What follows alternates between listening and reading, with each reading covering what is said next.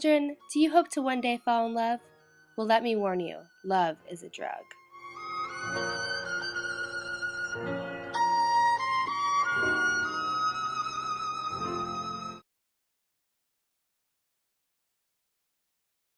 Attraction. I know the movies make love look great, they just don't show you the consequences of succumbing to it. Attraction is biological, but you need to learn how to say no. A recent study from the University of Paraná in Brazil has found that people are more likely to become lovers if their genes share little in common. These people are at high risk of becoming in love. These researchers hypothesized that it might be to prevent inbreeding or boost the immune systems of offspring. So, they studied the genes of married couples and found that their DNA in a key region of their chromosomes differed significantly from the same stretch of DNA in couples chosen at random, who were neither married nor had sexual relations with one another. The genes that differ code for the major histocompatibility complex, or MHC, which is a part of the immune system. If the MHC genes played no role in the choice of a mate, then similar differences between both sets of couples, the married and the unmarried, would have been found.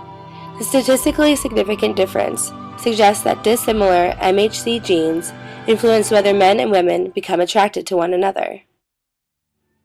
It's possible that the MHC genes have a subtle effect on body scents or pheromones, which in humans play a part in deciding whether a man or woman is subconsciously considered to be attractive to another individual. Researchers from the University of Western Australia reported that the object of your desired sweat smells sweet. The smell of sweat can give genetic information about the person's immune system. Again, the more varied a person's histocompatibility or MHC genes are, the more attractive they appear. In fact, women with the most varied MHC genes also had the greatest number of sexual partners. It was also found that people with more diverse genes were also more disease-resistant. Hurst J.L. says that the recognition and assessment that underlies attraction to scents involves an important interaction between the main and accessory vomeronasal olfactory systems. Mice gain information through the vomeronasal system on nasal contact with a scent source that is essential to stimulate the attraction to an individual scent.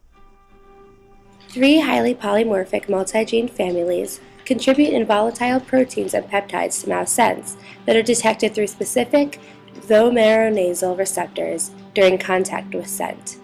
They are the major urinary proteins, which signal genetic information, MHC peptides, which signal pregnancy, and exocrine gland-secreting peptides, which contribute to sexual assessment. W.L. Roloffs says that the chemical communication system used to attract mates involves not only the overt chemical signals, but also indirectly a great deal of chemistry in the emitter and receiver. For moths, this includes enzymes, as well as cofactors, mRNA, and genes, of the pheromone biosynthetic pathways, hormones and genes involved in controlling pheromone production, receptors and second messengers for the hormones, and host plant cues that control release of the hormone.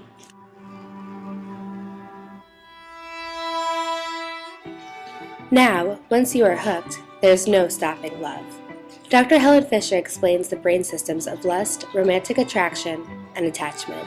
She explains that romantic attraction in humans plays a primary role. This neural mechanism motivates individuals to focus their courtship energy on specific others, thereby conserving valuable time and metabolic energy and facilitating mate choice. Dr. Helen Fisher is currently using functional magnetic resonance imaging, or fMRIs, of the brain to investigate neural circuits associated with romantic attraction. According to Dr. Helen Fisher, love occurs in the caudate nucleus, near the center of the brain. It is part of the reptilian brain, or R complex, because it evolved long before mammals proliferated some 65 million years ago. It becomes activated when a lover gazes at a photo of a sweetheart. In the fMRIs, as the people grew more passionate, more blood flowed through this area of the brain. Bartels and Zecchi reported that neural activity was restricted to foci in the medial insula, the anterior cingulate cortex, the head of the caudate nucleus, and the putamen. Deactivations occurred in the posterior cingulate gyrus and the amygdala, as well as in the right prefrontal, parietal, and middle temporal cortices. It was concluded that a unique network of areas are responsible for evoking this affective state. In another paper, Fisher identifies activation specific to the beloved occurring in the brain stem, right frontal tegmental area, and right posterior dorsal body of the caudate nucleus.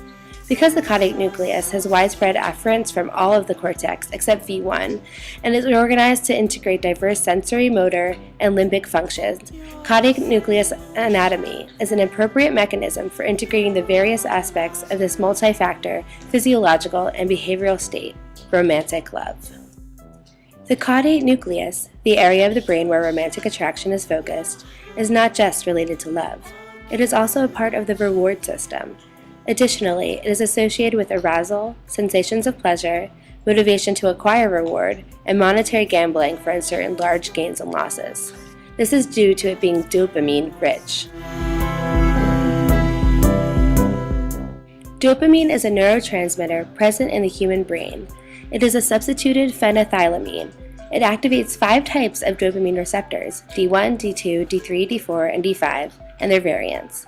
It is produced in several areas of the brain, including the substantia nigra and the ventral tegmental area, which is where love infects. When your brain is on love, your reward system is activated. Dopamine is an important part of this system. The dopaminergic reward pathways contribute to the general arousal component of romantic love, but it sure has its consequences. Increased concentrations of dopamine in the brain are associated with euphoria, loss of appetite, hyperactivity, increased mental activity, a delay of the onset of fatigue, and a decreased need for sleep, as well as with anxiety, panic, and fear.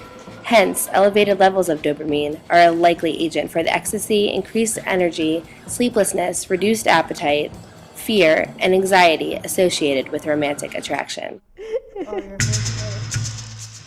Cocaine elevates concentrations of dopamine in the brain. This drug produces the same exhilaration, excessive energy, sleeplessness, and loss of appetite that is characteristic of individuals who report being in love. According to Donna Seeger, cocaine increases central nervous system synaptic dopamine primarily by increasing the release of dopamine into the synapse and binding to the dopamine reuptake transporter, which prevents the reuptake of dopamine from the synapse back into the nerve cell. Synaptic dopamine then stimulates postsynaptic receptors. The continued release of dopamine and prevention of reuptake results in a supraphysiological concentration of dopamine, which causes euphoria or a high. The greater the concentration of dopamine, the greater the high. Continued supraphysiological concentrations of dopamine and postsynaptic receptor stimulation may cause physiological and anatomical changes, or neuroadaptations, in the central nervous system, synapse, that attempt to maintain homeostasis.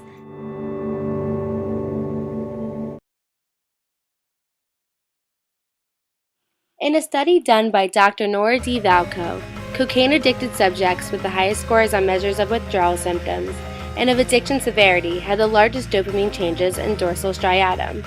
This provides evidence that dopamine in the dorsal striatum, the region associated with learning and action initiation, is involved with craving and is a fundamental component of addiction.